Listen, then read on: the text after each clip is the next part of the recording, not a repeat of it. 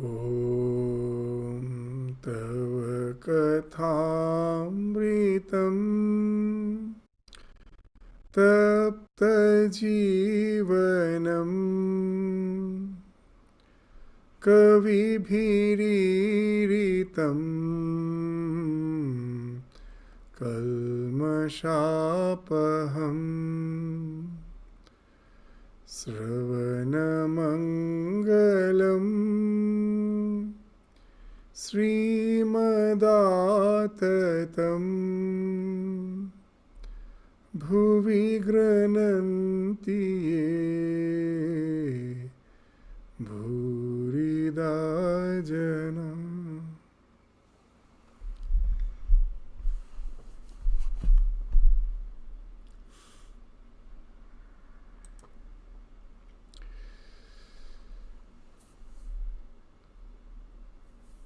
So the Gospel of Sri Ramakrishna with the devotees at Dakshineshwar, reassurance to the devotees, and the parable of the tigress.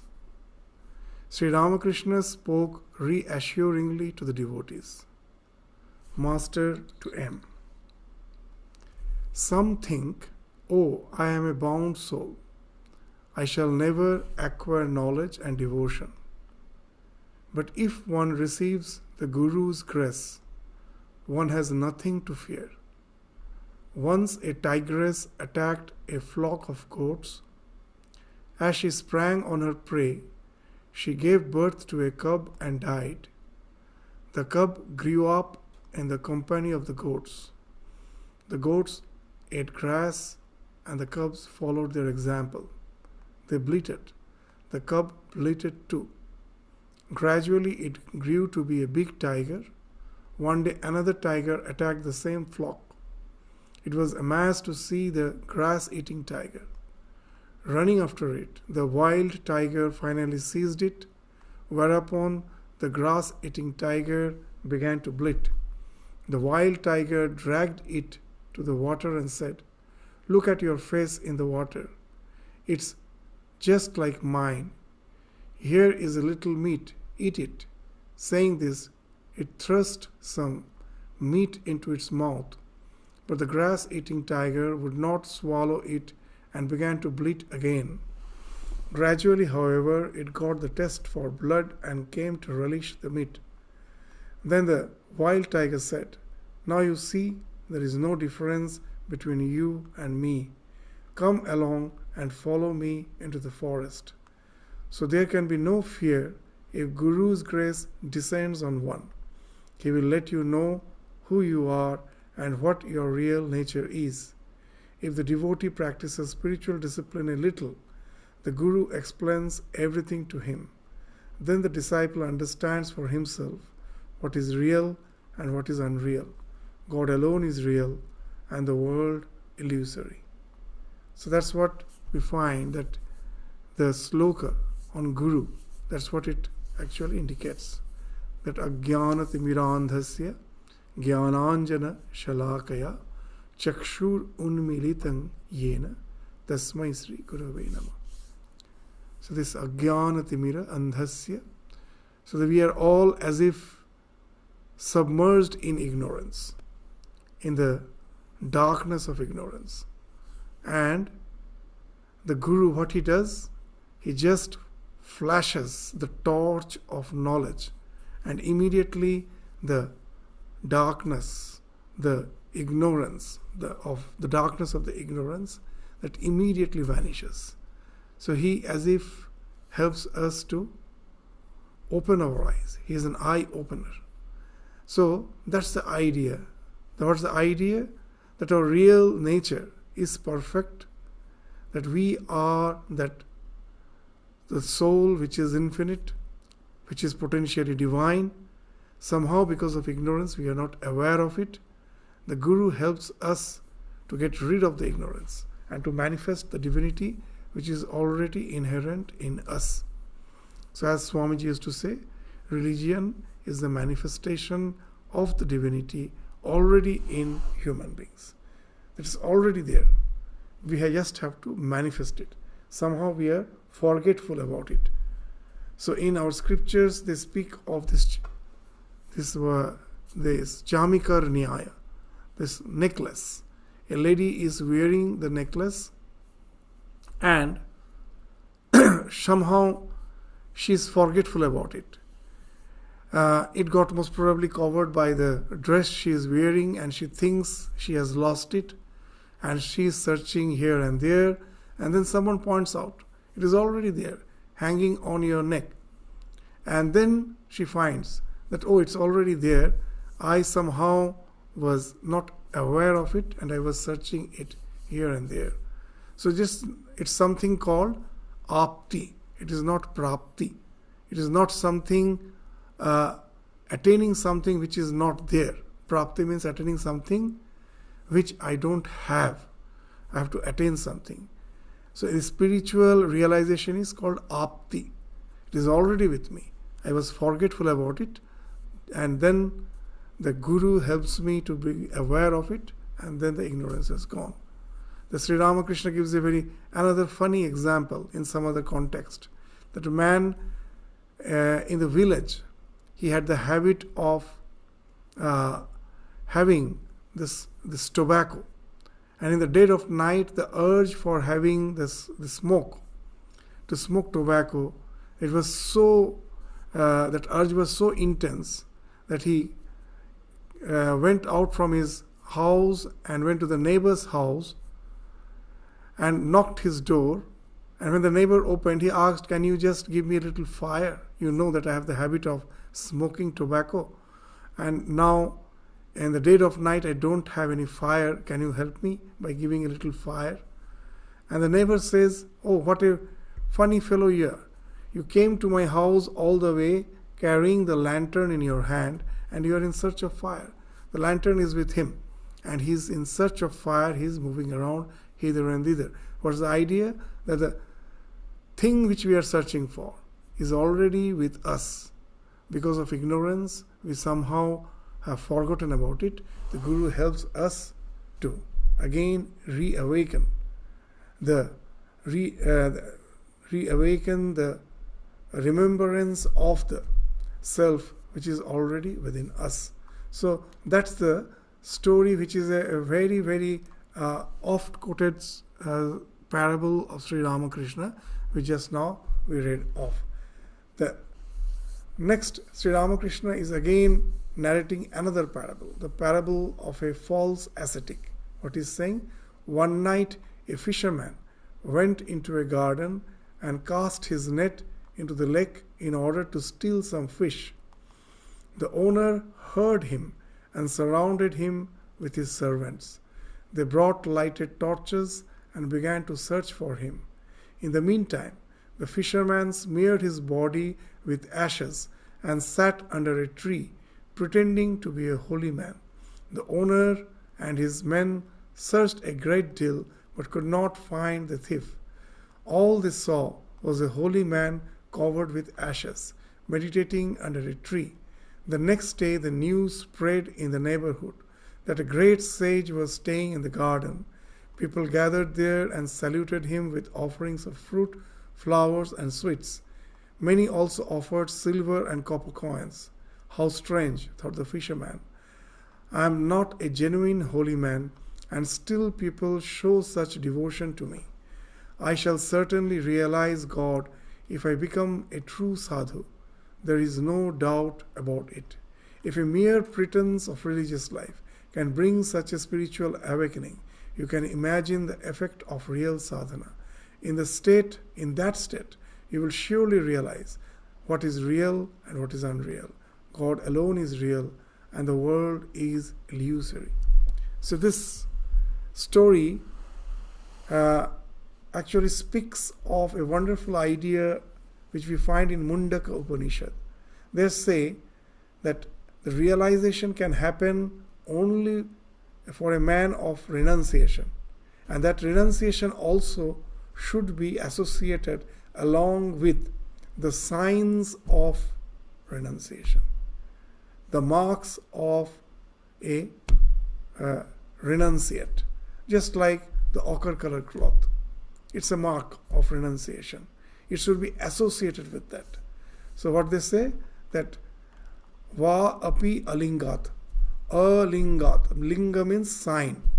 That you cannot realize the ultimate reality, this spiritual, you cannot evolve spiritually if your practice is not associated along with the external signs. It's very important. Why? In our life we will find that whenever we take any resolution, that resolution always has to be in the presence of others. That's why people spend so much of money in the wedding by inviting so many people. That's why this custom has developed, that whenever there is a wedding, the people are to be invited and then a feast has to be given, because that wedding ceremony involves oath taking. Where the husband and the wife both will be taking the oath that they will be faithful towards each other, they will be staying the life together, having just by trying to complement each other. So these resolutions, if no one is there, just you take the resolution, just the two, the bride and the groom, they take the resolution in the absence of others. Anytime they can break, it is a witness which makes that resolution strong. You will find whenever there is a question of taking resolution, it is always in presence of the others.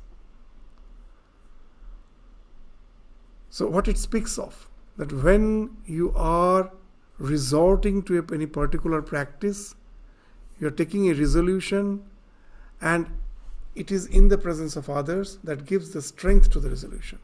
Similarly, in a spiritual life, a particular way of this dress, a particular signs, these are the signs which speaks to the society that yes, I have taken this resolution, I am going to lead this life, and that gives the strength. That gives the strength to conform to what you have resolved, and continue with a determination. That this external signs do that way help. And not only that, we find that in the life of Sri Ramakrishna, that when someone is to when Bhairavi Brahmani applied some sandal paste on his body and put a garland around his neck, immediately Sri Ramakrishna goes into samadhi.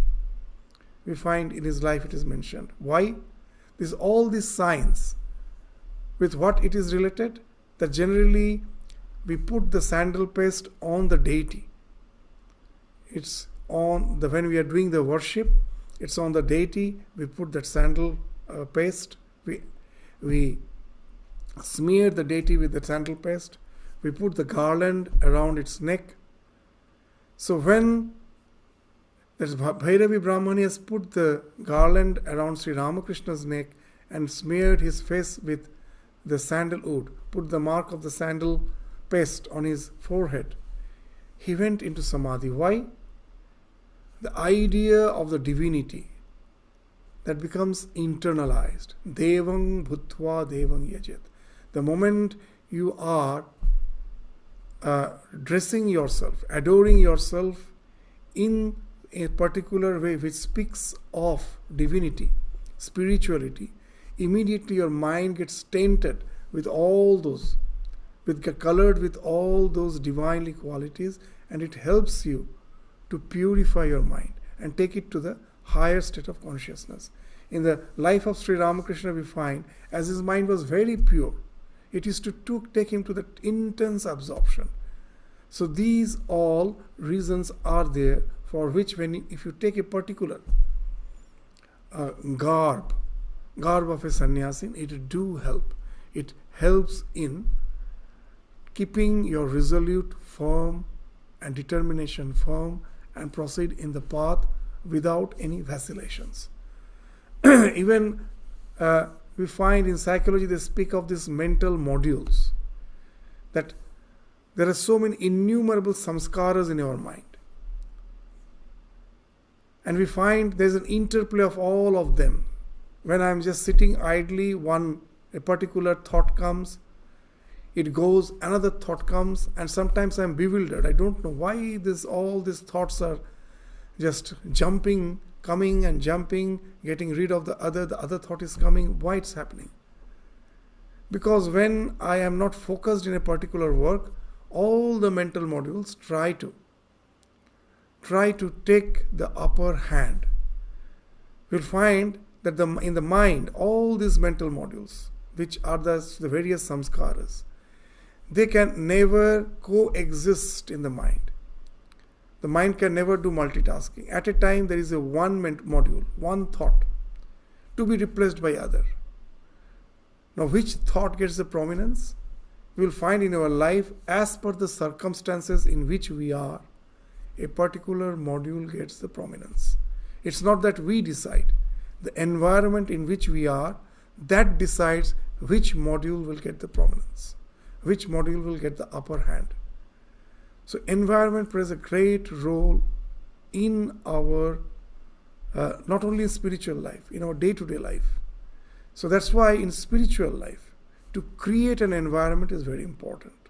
That we should have the like-minded people, we should have the satsang, holy company, we should resort to this particular way of, as a pravartaka, as an the one who is a novice, these marks, signs, symbols, all these help.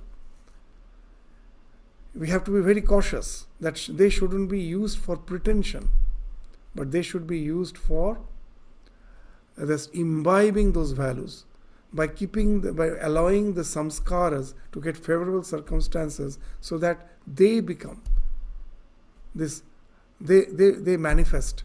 They are the one which manifest, and they become more and more prominent in our life, and that way, that's how it helps us in our journey. That's why linga, the signs, are very important. That's why in Mundaka Upanishad we find that the renunciation has to be associated with this linga. Otherwise, if it is alinga, va apya lingat, then it's very difficult to proceed in the spiritual journey. So this story says that's the important thing. A thief, just by taking the garb of the sannyasin, feels like what that immediately we find in a very short time develops this intense yearning to lead a genuine spiritual life. So these stories indicate that all those, to take the help of all the environment, such this all holy company. Holy company nowadays, it's maybe not be always possible to really have a congregation of holy company. But the books also are a holy company. To keep ourselves associated with this good thought, good literature, that books also help that way to have a holy company, and that's how we enable the good samskaras to be more prevalent, and that helps us to be more and more genuine in our spiritual practice. That's what Sri Ramakrishna is indicating through this parable. And then Sri Ramakrishna, this conversation continues.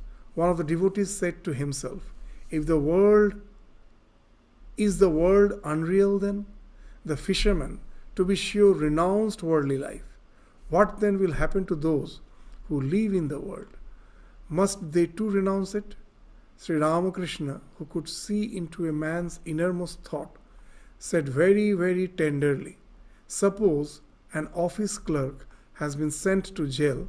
He undoubtedly leads a prisoner's life there. But when he is released from jail, does he cut capers in the street? Not at all. He gets a job as a clerk again and goes on working as before. Even after attaining knowledge, through the Guru's grace, one can very well live in the world as a Jivan Mukta." Thus did Sri Ramakrishna reassure those who were living as householders. So that's the idea, that this is a very, very prominent idea throughout the gospel, to attain the state of Vijnana. That first by negation we may go to the realization. But after the realization, there is the affirmation. What's the affirmation? That what all I have negated as not divine, as not the ultimate reality as not the Brahman, when after realization I reaffirm them as nothing but God and God alone, they no more remain the objects of particular name and form. Behind the name and form, the essence, as the consciousness principle, as the ultimate reality, that's what is perceived by a man of realization. And then when he comes back, for him, he doesn't see the world as the world, he sees it as God. Then for him to live a life just like any other ordinary being is as such no hindrance at all. He lives that life without getting attached. Though he becomes just like a lotus leaf. Though he is in water, but the water cannot touch it, cannot drench it. So that's the idea which we find Sri Ramakrishna is indicating through this example. That suppose someone, because of some criminal act, has to go to the jail. Here going to the jail speaks of attaining the highest spiritual realization. And then he is released. That after the term for which he has to be in the jail, he is released. Will he come back? Previously he used to do some job. After, when he comes back from the jail, will he just spend his time idly? No. Again he will try to get some job and continue his life as he used to continue before going to the jail. So that's the idea. This going to the jail speaks of that, going to that highest realization.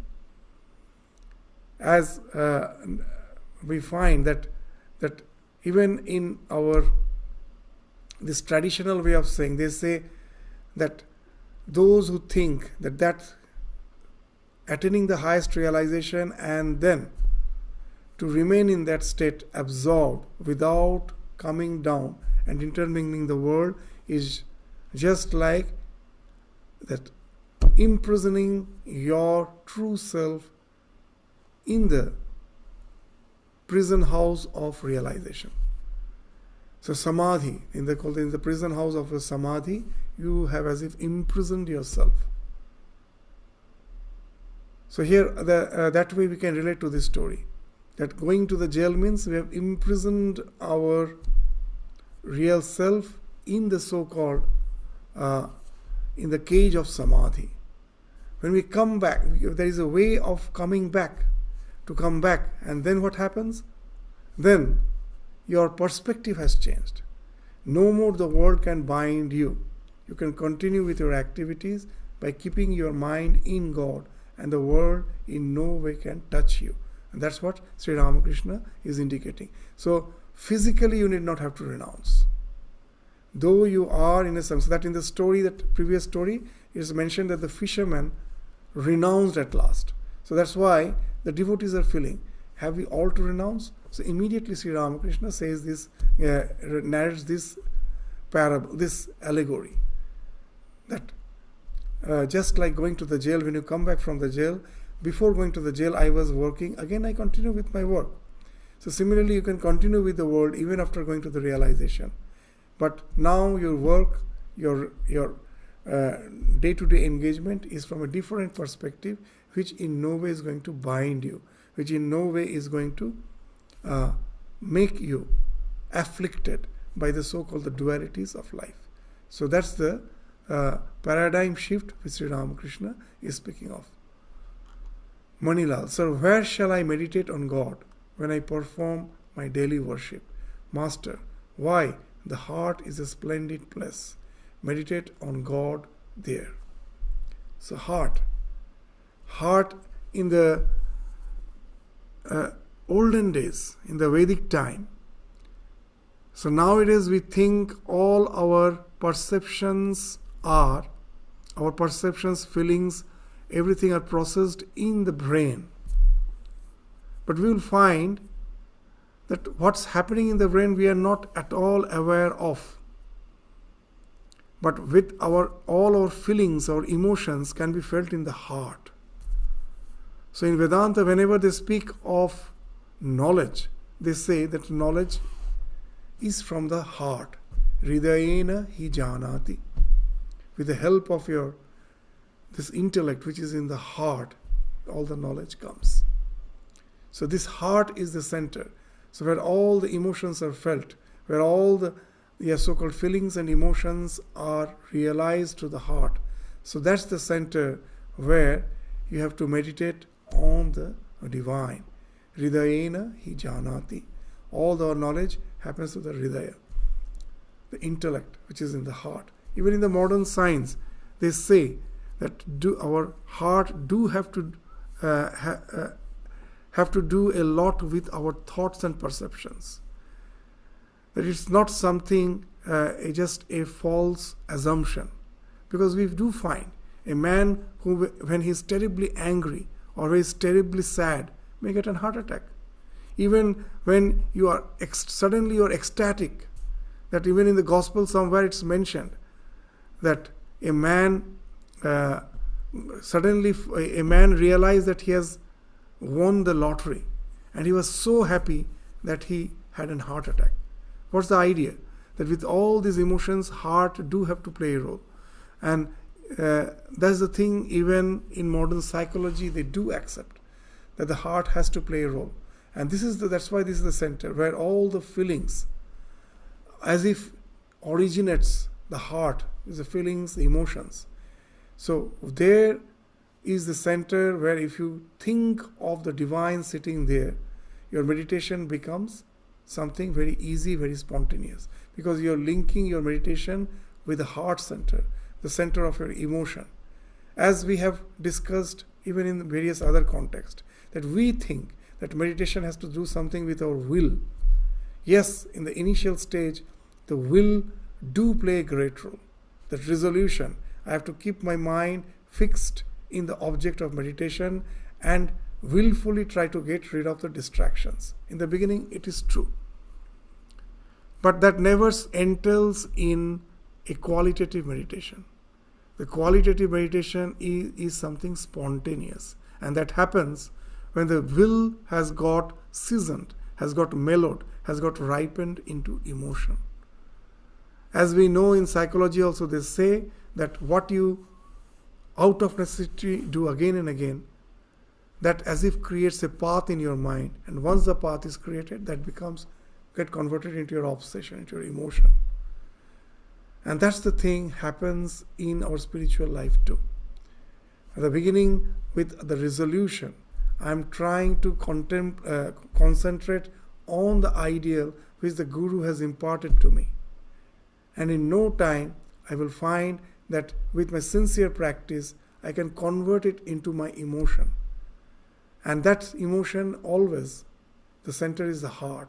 So that's why Sri Ramakrishna is saying that meditate on the heart. That heart is in one place is this donka mara jayega.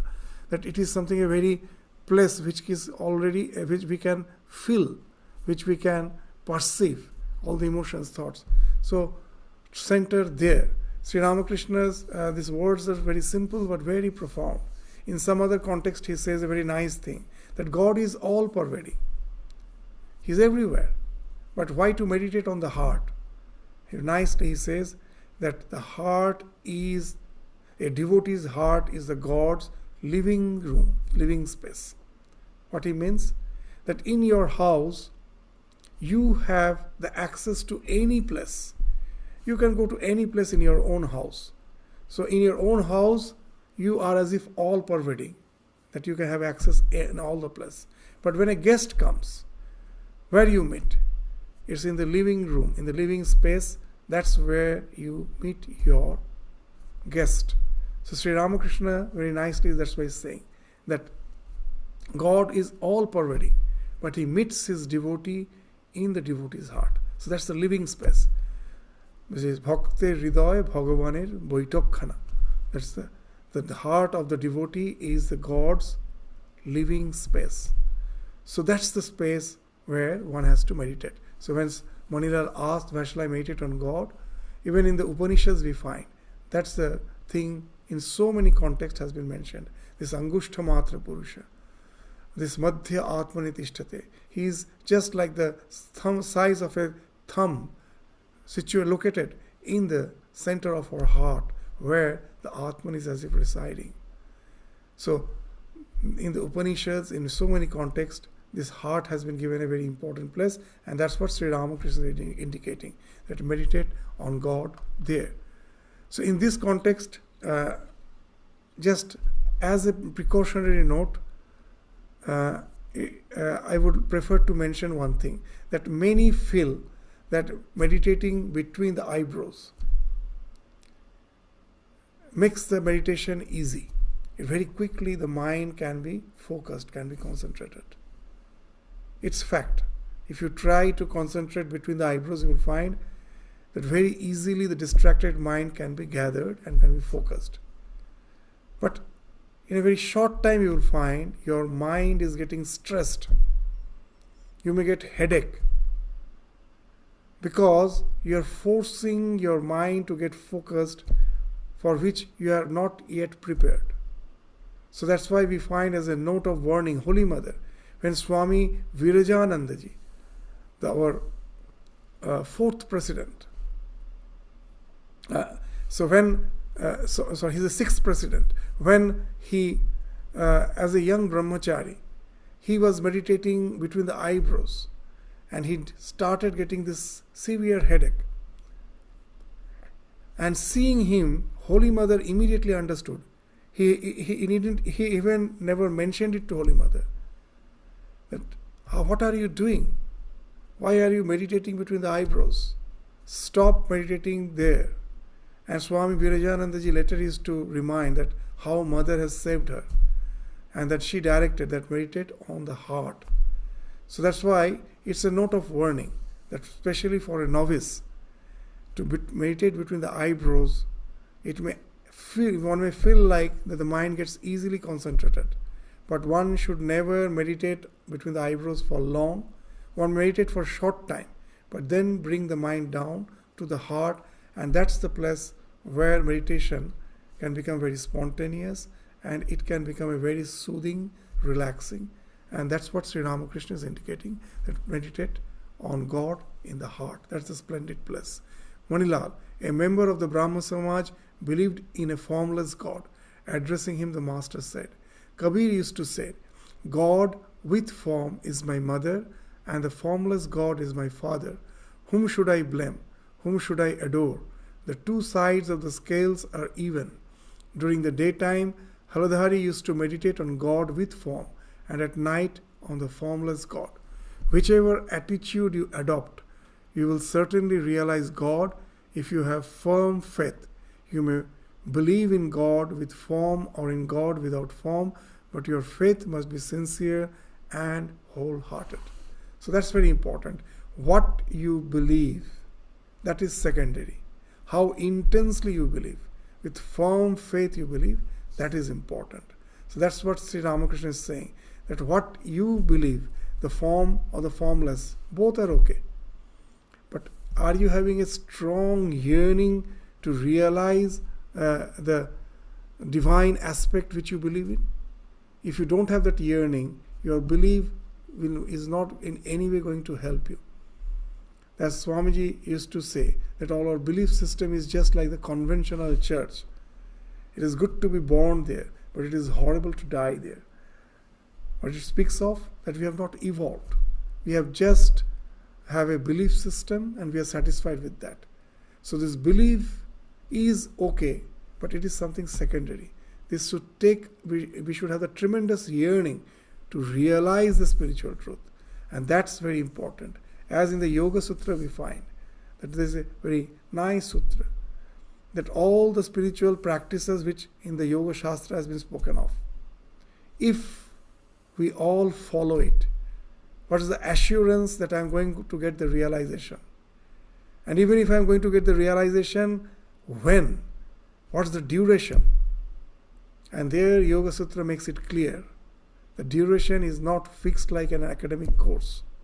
It depends on the yearning. How intense my yearning is, on that depends the duration of my spiritual evolution. The more intense is my yearning, the shorter is the duration. The sutra is Tivra Sangveganam Asanna. The one who has an intense yearning, for him the realization is just waiting in hand. asanna. As Sri Ramakrishna used to say, that the yearning is just like the red hue of the dawn sky.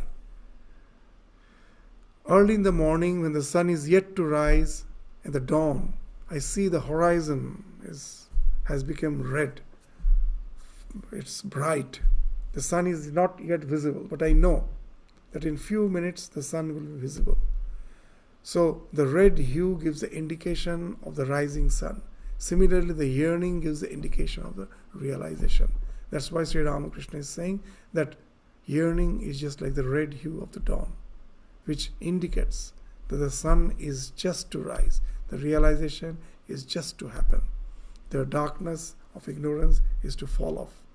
The knowledge is to dawn. So that's the thing Sri Ramakrishna is indicating. That we should have firm faith, and that faith should lead us to that this wholehearted, sincere practice. It was dusk. The maidservant entered the room and burnt incense. Manilal and some other devotees left for Calcutta. Aim and Rakhal were in the room. The master was seated on a small couch, absorbed in meditation on the Divine Mother. There was complete silence. After a time, Bhagavati, an old maidservant of the temple proprietor, entered the room and saluted the master from a distance. Sri Ramakrishna bade her sit down. The master had known her for many years. In her younger days, she had lived a rather immoral life, but the master's compassion was great. Soon he began to converse with her. Master, now you are pretty old. Have you been feeding the Vaishnavas and holy men, and thus spending your money in a noble way? Bhagavati smiling. How can I say that? Master, have you been to Vrindavan, Benares, and the other holy places? Bhagavati shrinkingly. How can I say that? I have built a bathing place, and my name is inscribed there on a slab. Master, indeed. Bhagavati, yes sir. My name, Sri Bhagavati Dasi, is written there. Emboldened by the master's words, Bhagavati approached and saluted him, touching his feet. Like a man stung by a scorpion, Sri Ramakrishna stood up and cried out, Govinda, Govinda. A big jar of Ganges water stood in a corner of the room. He hurried there, panting, and washed with the holy water the spot the maidservant had touched. The devotees in the room were amazed to see this incident. Bhagavati sat as if struck dead. So here we find that it is not untouchability, that Sri Ramakrishna's spiritual sensitivity was intense. That is, as in the scriptures they say, that when we evolve spiritually, what happens? Our sensitivity becomes very subtle. And they give a very nice example. When a sand particle falls on your skin, you never notice it. But the same sand particle, when it falls on your eyeball, immediately it starts irritating you. Your eyes become full of tears. It starts irritating. So if a man of spiritual realization, the more he evolves, all the so-called impurities, a little, an inkling of it makes him extremely sensitive, cautious. So as we find, this Bhagavati was not a very pure lady. She has led a very impure life. So Sri Ramakrishna even couldn't bear the touch. It's not because of that pride of caste. We find in India it was there. The higher caste will always avoid even the shadow of the lower caste. This tremendous tyrannical society was there. But here for Sri Ramakrishna, we'll find it is not so. Because in no way he is abusing Bhagavati. Even after when he was touched, he runs, goes, sprinkles Ganges water. But he's full of compassion. What he's done after that? Sri Ramakrishna is consoling her and said in a very kind tone, you should salute me from a distance. In order to relieve her mind from all embarrassment, the master said tenderly, listen to a few songs. And the master started singing a few songs just to pacify her, to console her. There is no as such hatred that pain was something genuine, that we find in the life of Sri Ramakrishna, that seeing Sri Ramakrishna narrate in later life as Swami Vivekananda. In his lectures, he used to give a very nice definition of education, that education is the nervous association of ideas. What it means? That so many things becomes our reflex. We don't have to take a conscious decision. They become just, if I see some delicacy, immediately I find this tongue is salivating, my mouth is salivating. It's a reflex. The seeing the objects of senses, we are drawn towards it. It acts like a reflex. But in this life of Sri Ramakrishna, through that intense spiritual practice, his reflexes has changed. How it has changed, as it has been mentioned in Bhagavad Gita, that he becomes like a tortoise. That whenever there is a tortoise, you will find, it finds any danger outside, immediately its limbs are withdrawn within its shell. Prajahati yada kama sarvan partha manogatan. So this, we find all these desires that which actually for us, it draws our senses towards the object. For him, it becomes just like kurma angan eva sarvasha. It becomes like the limbs of a tortoise. Kurma means a tortoise. Instead of being drawn towards them, just the way when sensing the danger, the limbs of the tortoise is drawn in. The total reflex has changed for Ramakrishna. Wherever there is any suggestion of impurity or of this sensate involvement, immediately his senses will just be drawn in. Just the opposite. Where even if we find that in his life it is to happen, if he couldn't touch metal, because metal speaks of coins, the wealth. He has renounced that. Even unknowingly, if he touches the metal, he find that he has a terrible pain, as if scorpion has bitten him. His reflexes has changed totally. And that's the real education. As Sri Ramakrishna used to say about the superficial education of the so-called educated masses of the society. What he used to say?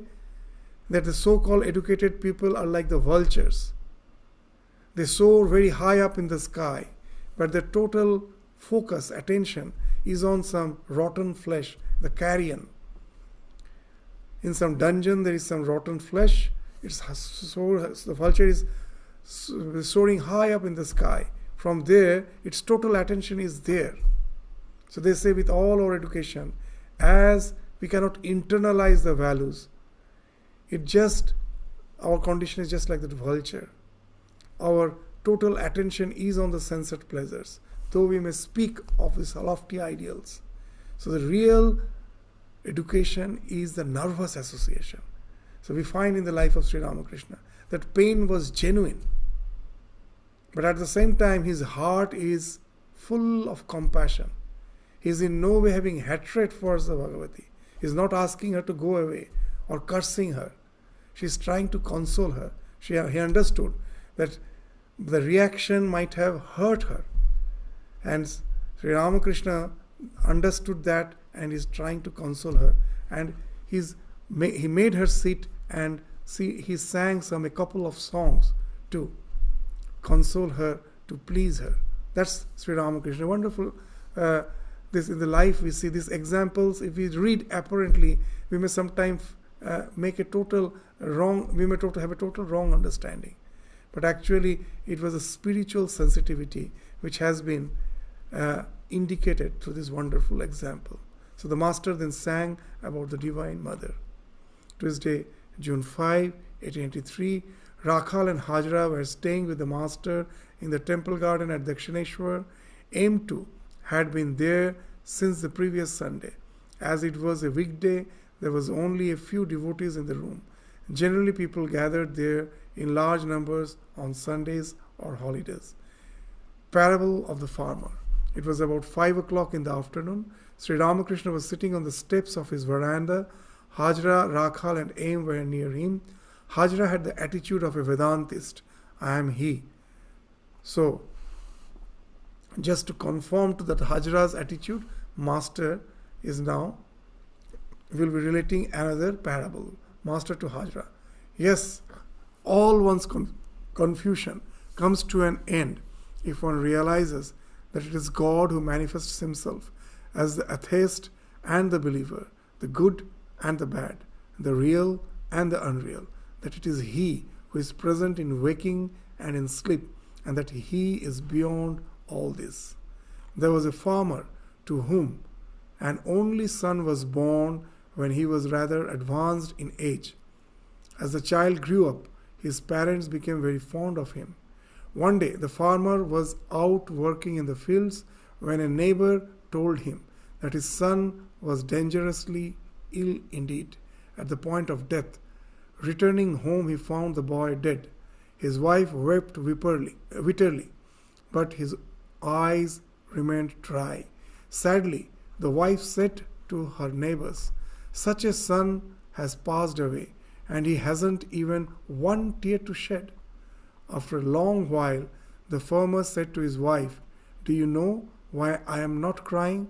Last night I dreamt I had become a king and the father of 7 princes. These princes were beautiful as well as virtuous.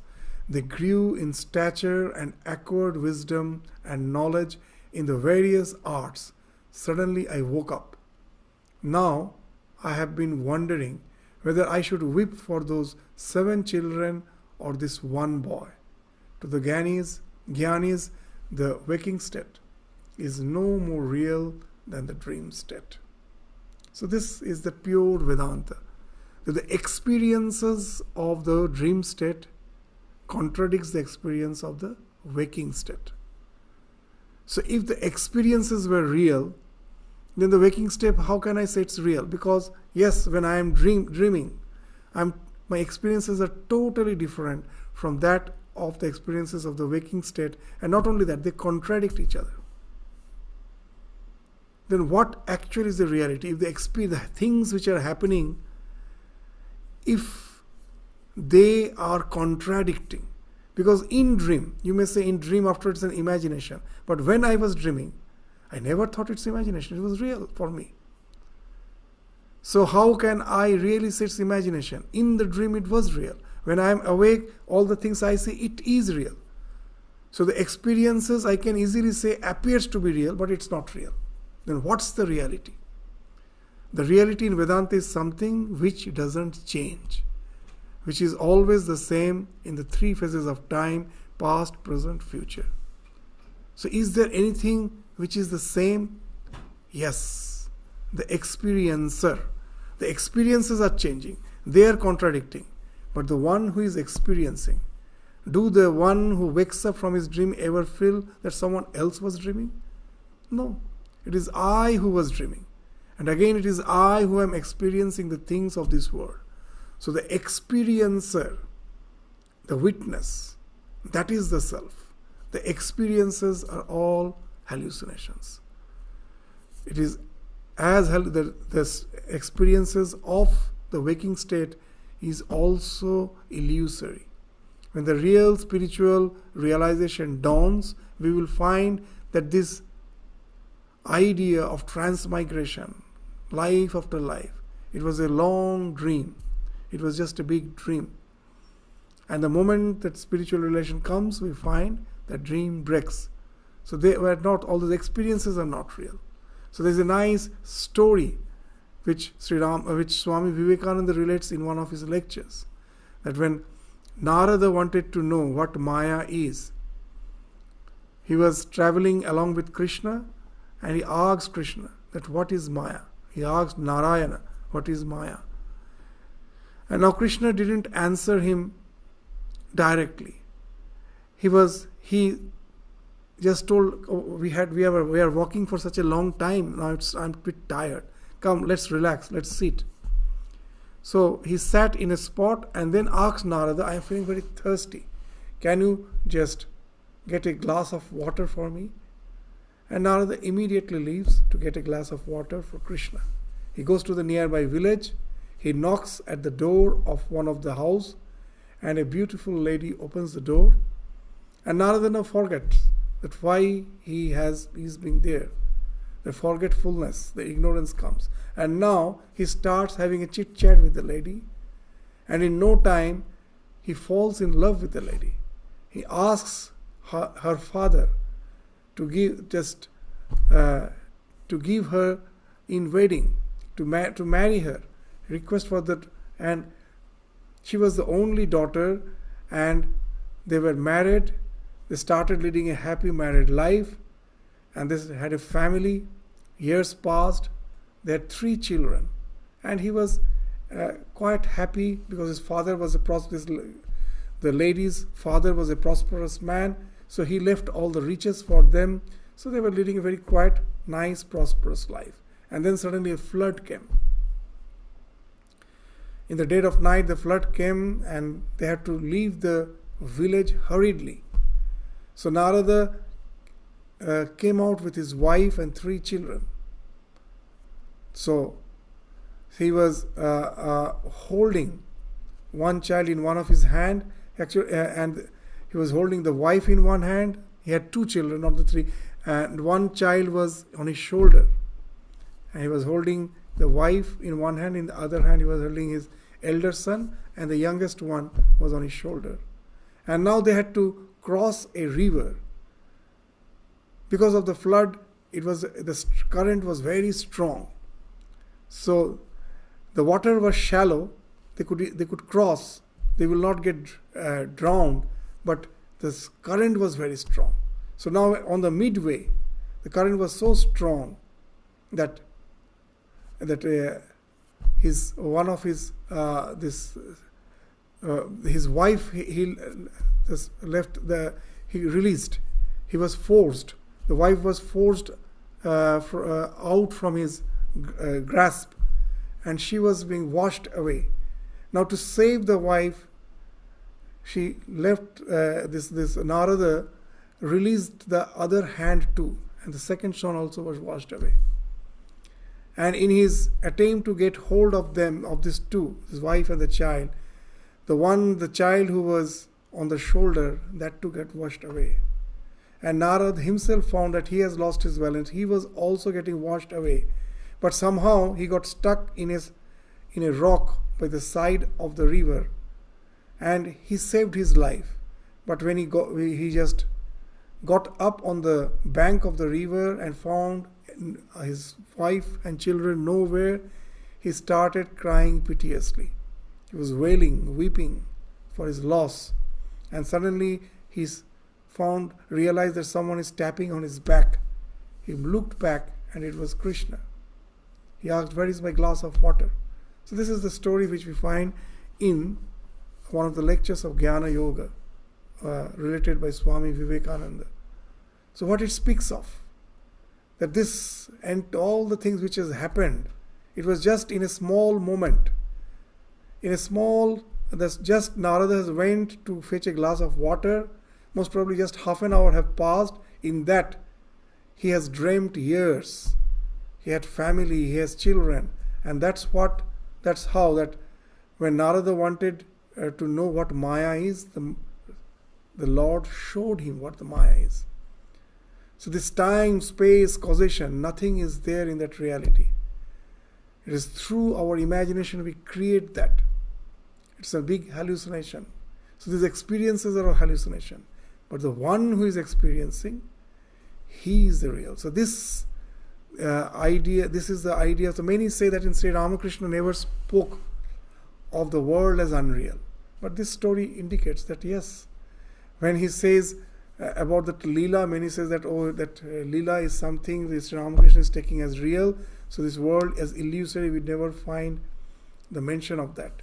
There are many such contexts where Sri Ramakrishna through his allegories do mention that the so-called the happenings of life is an illusion. The experience is an illusion. But the one who is experiencing, that I cannot deny. It is the same person who was hallucinating in the dream. It is the same person who is experiencing the things in the waking state. The experiences are different. They are contradicting. But the experiencer is the same. So that's the idea of the Vedanta which Sri Ramakrishna is speaking of, just to conform with the belief of Hajra. So with this, we stop our discussion today, and we will continue with the succeeding conversation of the Master with the devotees again in the next class. So with this, we stop our discussion today. Thank you all. Namaskar.